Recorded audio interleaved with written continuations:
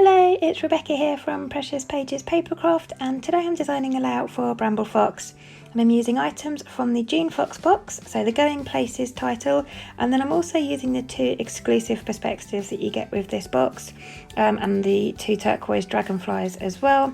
And then I'm also going to pull in some of the perspectives from the triangle set, and I've got those in the lime and turquoise colourway. They're also available in, I think it's pink and orange, and then black and white as well. But I've got the lime and turquoise, which match perfectly with that Going Places title. Love blue and green together. It's like my favourite colour combination for a layout. So that's what we're going with today. I'm using 49 Market's Spectrum's Sherbet collection, and I'm literally going to make up a layout from die cuts and ephemera pieces today. So I'm going through this die cut pack, and you get so much in this, there's loads in there. So I'm pulling out the square frames and then the square inner part from the frames. So when you get the pack, you have to kind of pop them apart.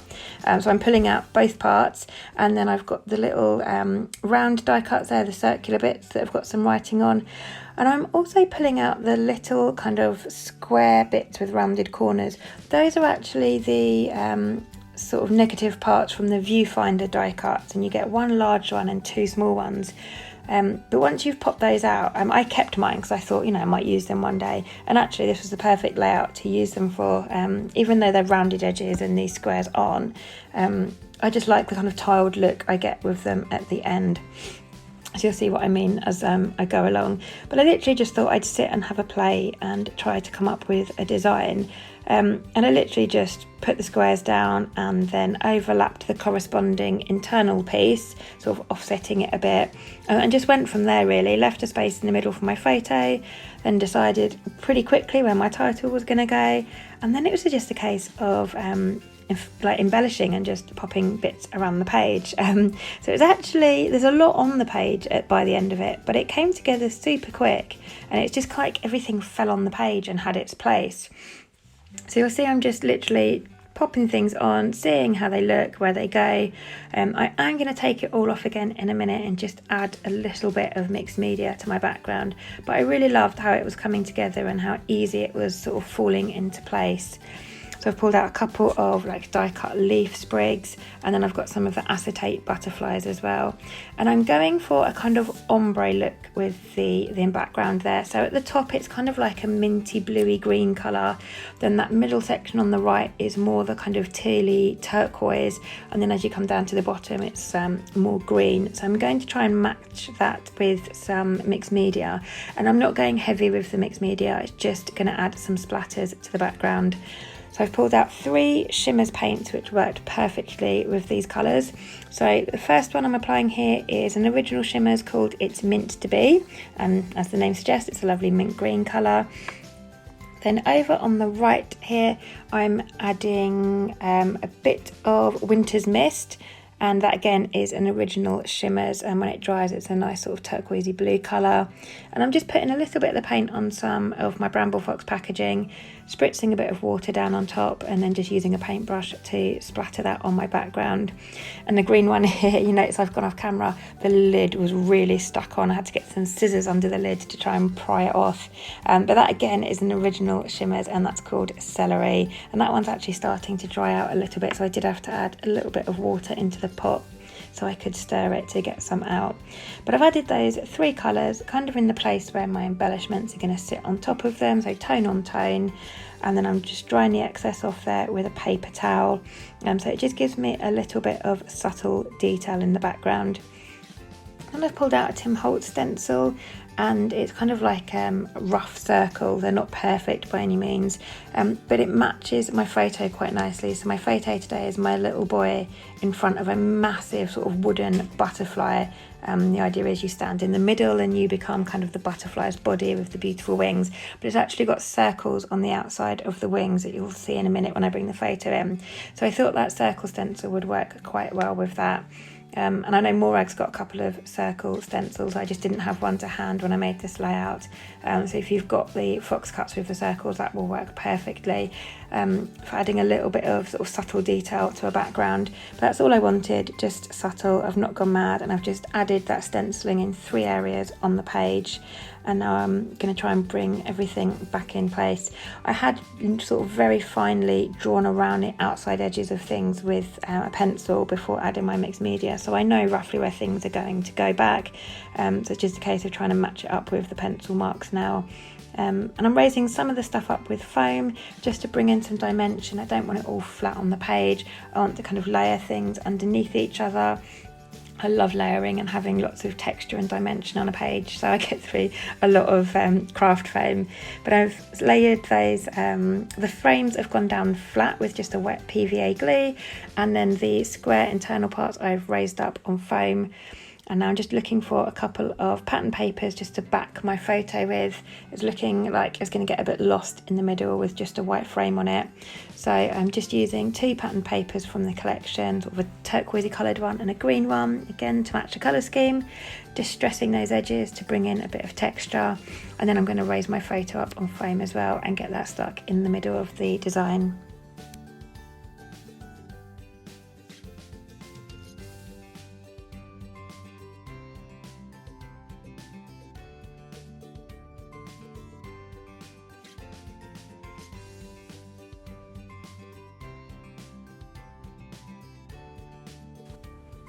So that's my photo in place, and it really is now just a case of me working my way around, trying to get everything stuck down. And when I took it off the page, you can see I've got kind of 3 piles. So I pushed the minty green embellishments up to the top of my desk.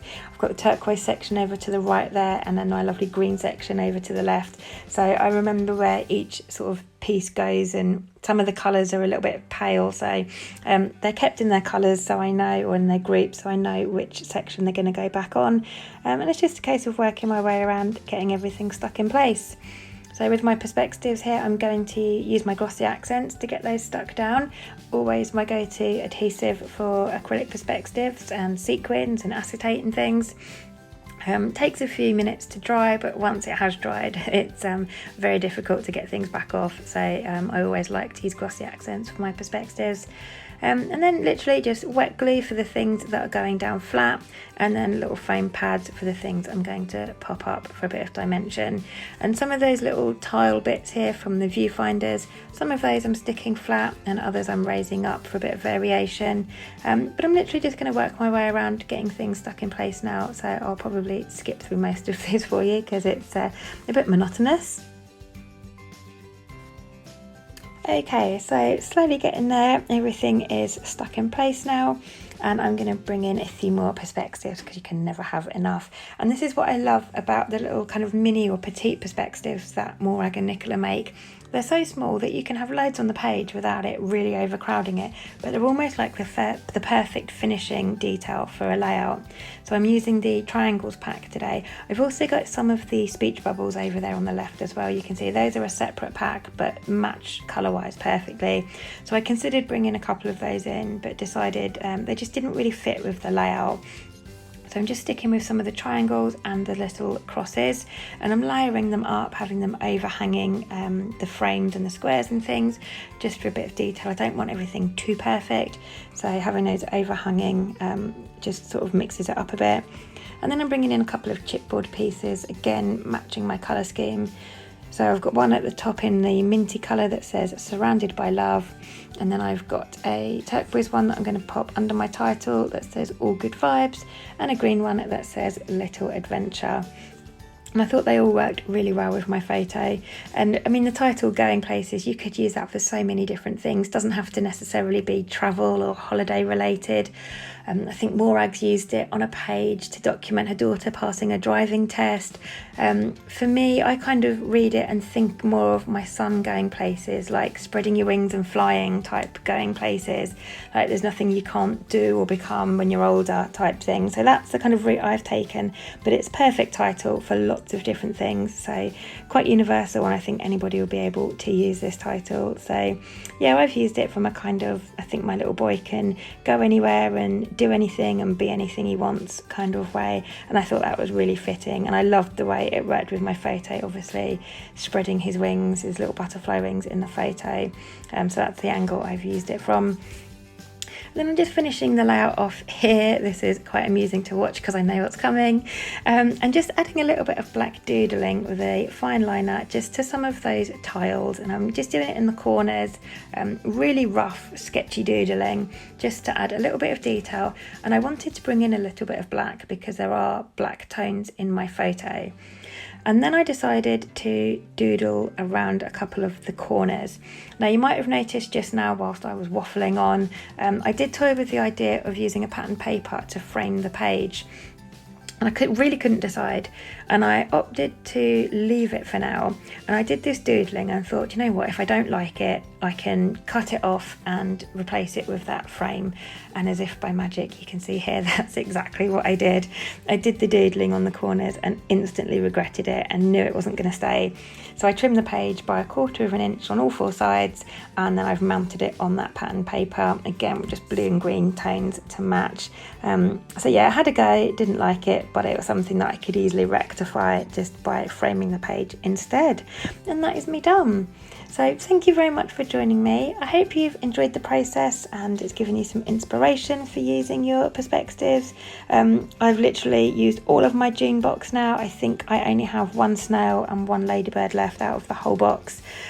Which is a first for me, but I have literally used it all. I've loved using it as well. So great box this month. And I've seen the July box and I know that's just as good. So I can't wait to get my hands on that. But thank you very much again for joining me. I'll leave you with the close-ups. And as always, there'll be some links in the description box to the store and our Facebook group for you. Thanks very much. Bye.